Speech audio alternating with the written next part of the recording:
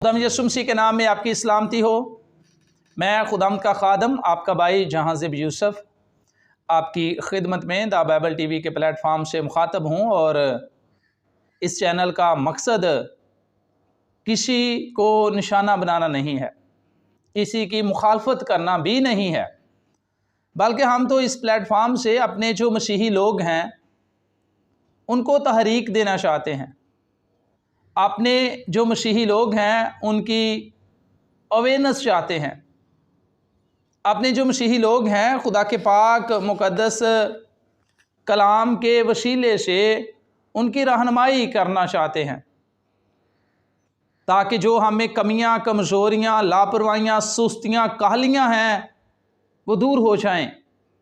आज जो कुछ भी मुल्क पाकिस्तान में या इंडिया में या और भी जो ऐसे जगह हैं, मुल्क हैं, हो रहा है, मसीहों की मुखालफत की जा रही है, गिरजाघरों को टारगेट किया जाता है, मसीही लोग जो हैं उनको सताया जाता है, तो उनको खौफ व हरास में मुब्तला किया जाता है।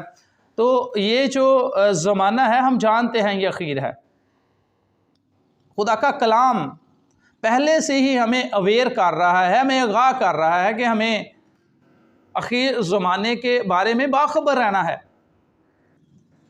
और जब हम मुल्क पाकिस्तान में रहते हैं तो आज मैं जो मसीही चाल चलन है इसके बारे में बात करना चाहता हूँ कि जब मुल्क पाकिस्तान बनाया गया, ये ख़िता जो है वो इंडिया से अलग किया गया, तो हमारे जो उस वक़्त के बुज़ुर्ग थे जो मसीही ईमान में अपनी एक पहचान रखते थे, जो यीशु मसीह के नाम से कहलाते थे, उन्होंने मुनासिब जाना कि हम पाकिस्तान में रहेंगे। और मैं आपको बताना चाहता हूं कि ये जो सब कुछ हुआ था इसमें यकीनन खुदा का कोई ख़ास मकसद था। तो खुदा ने ऐसे ही नहीं अपने मसीही लोगों को जो मसीह के नाम से कहलाने वाले थे मुल्क पाकिस्तान में रहने दिया, बल्कि खुदा चाहता था कि हम मुल्क पाकिस्तान में रहते हुए अपनी एक अलग पहचान रखें, अपने मसीही ईमान की दूसरों के लिए मिसाल बने, दूसरों के लिए नमूना बने, अपने किरदार से, अपने चाल चलन से, अपने रवैया जात से, अपने ईमान से, अपनी गवाही से।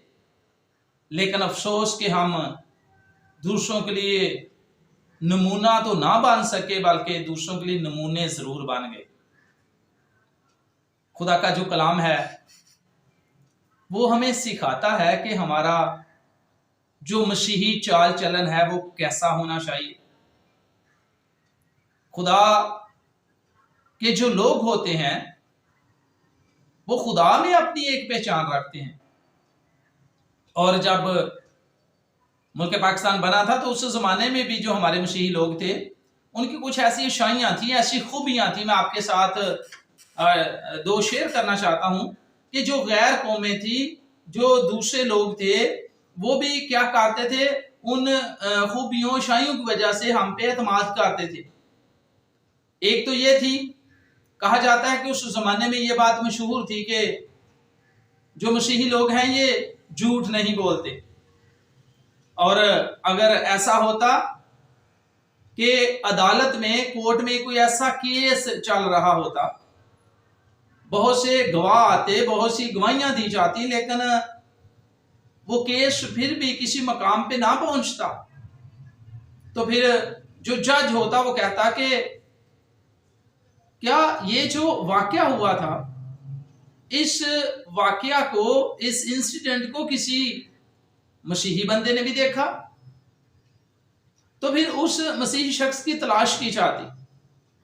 और जब पता चलता कि हाँ जी एक ऐसा शख्स हमें मिला है जो मसीही है, तो उसने भी इस वाकया को देखा है, तो फिर जज उसे विटनेस बॉक्स में बुलाता और उससे पूछता कि ये जो सामने शख्स खड़ा है जिस पे इल्जामात लगाए जा रहे हैं, क्या तूने ये वाला जुर्म करते हुए इसे देखा? तो मसीही कहता कि जी मैं गवाह हूं कि इसने ये जुर्म किया है, इसने ये कत्ल किया है, इसने ये चोरी की है, इसने ये डाका डाला है। जो भी जुर्म होता उसके खिलाफ मसीही लोग शहादत दे देता, गवाही दे देता। तो जज कहता बस اب اس کیس کا فیصلہ ہو گیا ہے، کیونکہ ایک مسیحی شخص نے آ کر اپنی گواہی دے دی ہے۔ کیسی بات ہے! وہ جانتے تھے کہ مسیحی لوگوں نے وہی کچھ مسیحی لوگ کہتے ہیں جو انہوں نے دیکھا ہوتا ہے، وہ جھوٹی گواہی نہیں دیتے، وہ جھوٹ نہیں بولتے۔ اس کے علاوہ ایک اور بات خدا کے کلام میں بھی لکھا ہوا ہے، یسوع مسیح نے کہا کہ جو اگلے لوگ تھے، جو گزرے ہوئے لوگ تھے، ان سے کہا گیا تھا کہ تم نے جھوٹی قسم نہیں کھانا، لیکن اگر تم نے قسم کھانی ہے تو سچی قسم ہو۔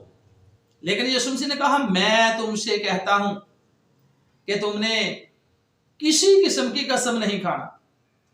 تو یہ جو خداوند یسوع مسیح کا اس خدا کے کلام کا حکم تھا، وہ ہم مسیحی لوگوں نے سارا آنکھوں پہ رکھا، اپنے سامنے خدا کے کلام کو رکھا، اور کبھی بھی وہ قسم جھوٹی کیا، وہ سچی بھی قسم نہیں کھایا کرتے۔ اور یہ بھی بات قوموں قبیلوں میں بڑی مشہور تھی کہ مسیحی لوگ قسم نہیں کھاتے، نقصان اٹھا لیتے ہیں لیکن قسم نہیں کھاتے۔ لیکن وقت کے ساتھ ساتھ ہماری جو مسیحی ہونے کی پہچان تھی، ہمارا جو مسیحی ہونے کا مقام تھا، وہ ہم بھولتے چلے گئے۔ ہم بھی دنیا کے ساتھ خلط ملط ہو گئے، ہم نے اپنے مسیحی تشخص کو قائم نہ رکھا، اپنے مسیحی ایمان کو، مسیحی وقار کو قائم نہ رکھا، اور دنیا کے ساتھ مل گئے۔ اور افسوس کہ ملک پاکستان میں جہاں پہ مسیحی لوگوں کی اکثریت ہوتی ہے، وہ محلے کچھ ایسے کاموں سے پہچانے جاتے ہیں جن کو سن کر بھی شرم آتی ہے۔ تو میں خدا کا خادم ہوتے ہوئے اپنے مسیحی نوجوانوں سے، مسیحی قوم سے بات کرنا چاہتا ہوں، اور آپ کو بتانا چاہتا ہوں کہ جب اسرائیل کے لوگ، جو خدا کی قوم، خدا کے نام سے کہلانے والے لوگ تھے، جب ان کے اوپر کوئی مصیبت آتی، آزمائش آتی، دکھ آتا، مصیبت آتی، تو وہ پتہ کیا کہتے تھے؟ وہ کہتے تھے اے خداوند، ہم نے اور ہمارے باپ دادا نے گناہ کیا، ہم نے تیری مرضی کو پورا نہ کیا، ہم نے تیرے کلام کو، تیرے آئین و قوانین کو اپنے سامنے نہیں رکھا، کیونکہ تو عادل خدا ہے، تیرے فیصلے راست ہیں، تیری راہیں درست ہیں۔ خداوند، ہم گناہگار ہوئے، ہم خطا کار ہوئے، ہم لاپرواہ ہوئے، اس لیے آج ہم پر یہ مصیبتیں، یہ دکھ، یہ آزمائشیں، یہ بیماریاں، یہ مسئلے مسائل ہیں۔ تو پھر وہ کیا کرتے؟ وہ اپنے گناہ کا، اپنی بدی کا اقرار کرتے۔ وہ جانتے تھے کہ ہمارا خدا ایسا پاک ہے، اس کی آنکھیں ایسی پاک ہیں کہ وہ بدی کو نہ تو پسند کرتا ہے، نہ دیکھ سکتا ہے۔ کہ آج ہم یہ جو حالات و واقعات چل رہے ہیں، ایک طرف تو ٹھیک ہے، آواز اٹھائی جا رہی ہے کہ ہمارے خلاف اس طرح سے وہ کچھ کیا جا رہا ہے جس کے ہم جس جرم کو ہم کرتے بھی نہیں ہیں، وہ بھی الزامات ہمارے اوپر درج جاتے ہیں۔